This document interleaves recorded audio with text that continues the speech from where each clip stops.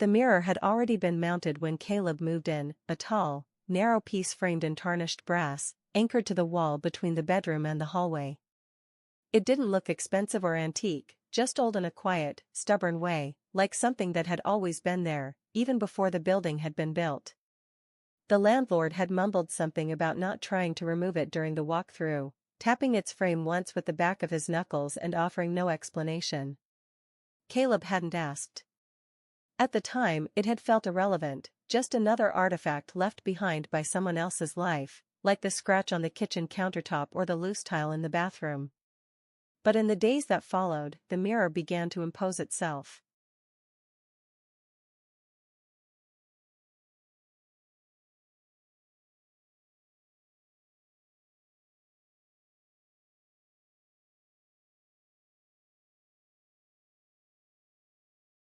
It wasn't broken. It wasn't cracked. But it was wrong.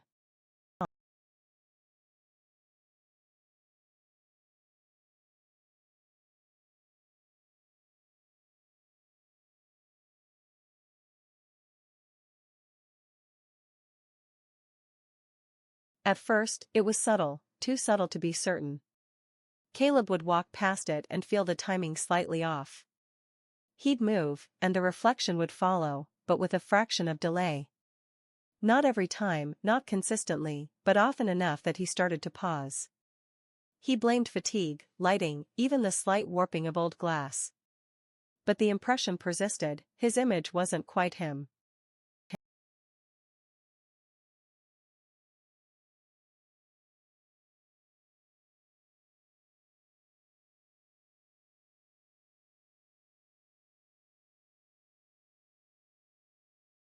His face was the same, yes, but the expression was always muted, slightly softer or slightly harder than what he felt. His eyes, when caught in the reflection, stared back with a weight that didn't match his own, like a memory looking at him rather than a present moment. Sometimes, he thought he saw the mouth twitch in a way he hadn't intended, or the shoulders sag just a little more than they should have. He tried ignoring it, tried telling himself he was chasing shadows, but eventually he began avoiding that part of the hallway altogether.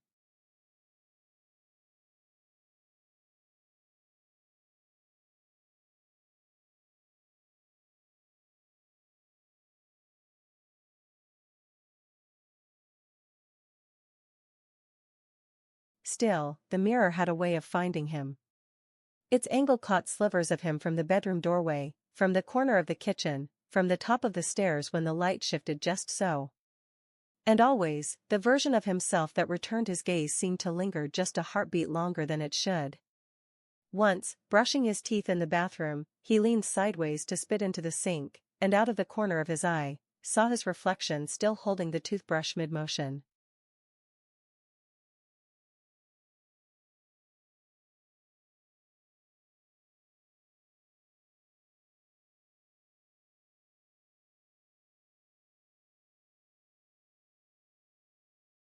He dropped it.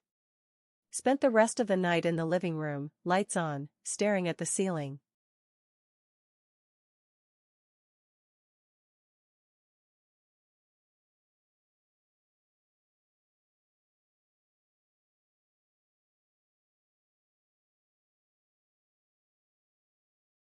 By the second week, the mirror no longer required proximity.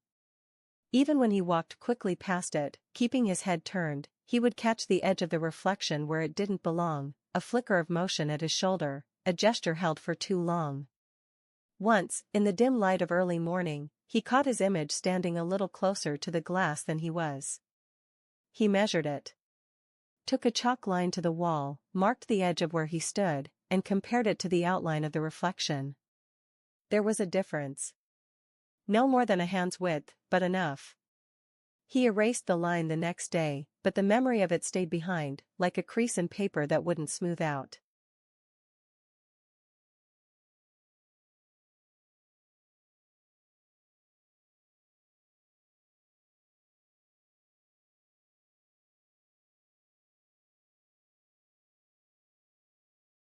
He tried covering the mirror.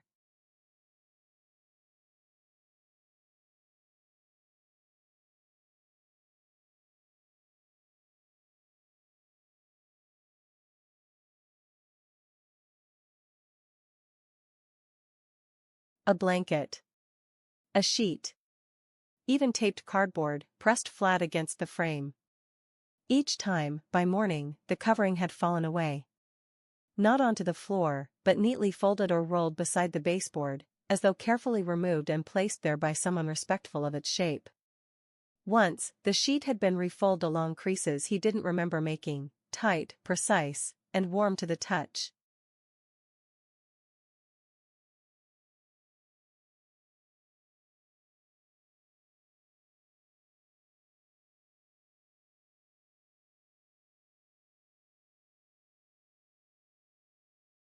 Caleb began taking photos. Dozens of them. From different angles, different times of day. In every picture, the mirror looked perfectly normal. His reflection was correct. Synced. Passive. But watching the mirror through a lens offered no comfort. In fact, it made the wrongness more pronounced when seen with the naked eye. It felt as if the camera wasn't capturing the image, but a decoy, something the mirror produced for scrutiny, a safe version, a surface illusion.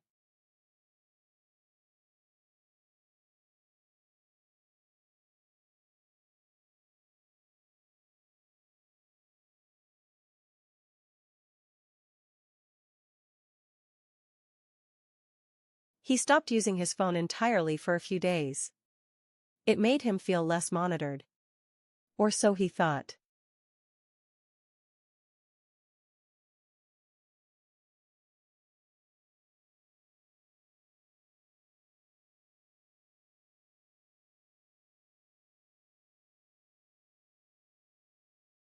The real fracture came on a Tuesday, cold and silent, no wind outside, no movement in the apartment. Caleb passed the mirror on his way to the kitchen, eyes down, shoulders tight. But the hallway light had blown that morning, and the shadows stretched longer than usual. As he walked past, he noticed the sound of his own footsteps doubling, not echoing, but repeating, slightly behind his own. He froze. The air in the hallway pressed against him like a presence. Turning slowly, he faced the mirror. His reflection stood where it should, except for one detail.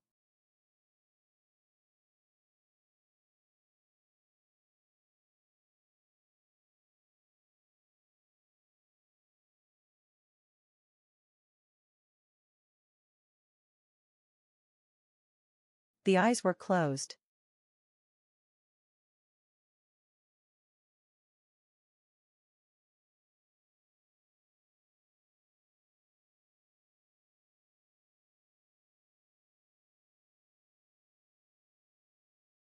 The figure matched him perfectly in posture, in expression, in the tilt of the head.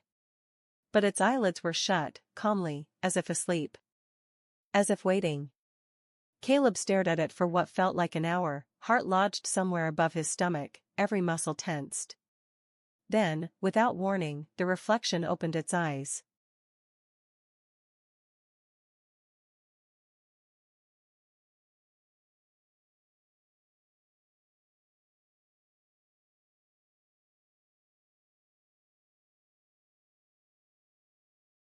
It looked directly at him, not into the space he occupied, not at the surface of the glass, but at him, behind the eyes, beneath the skin, with a gaze that felt ancient and intimate and utterly unfamiliar.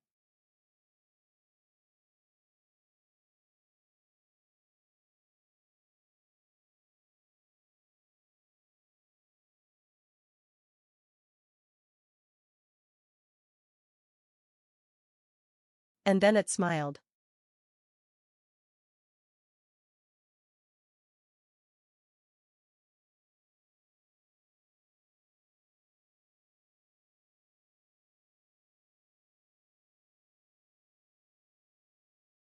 A slow, small, patient smile. Not mockery. Not menace. Just recognition.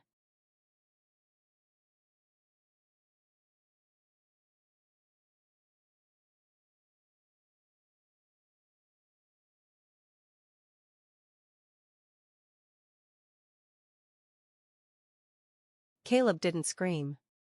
He couldn't. The sound had lodged somewhere, unshaped. He backed away, into the kitchen, into the daylight, into a space where mirrors couldn't follow. But even there, he knew it was still watching, still waiting, still smiling.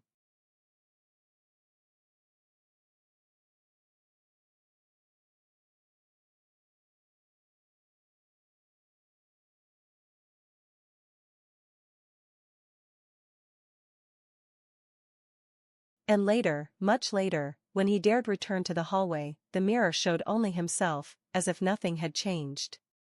As if it had never smiled at all.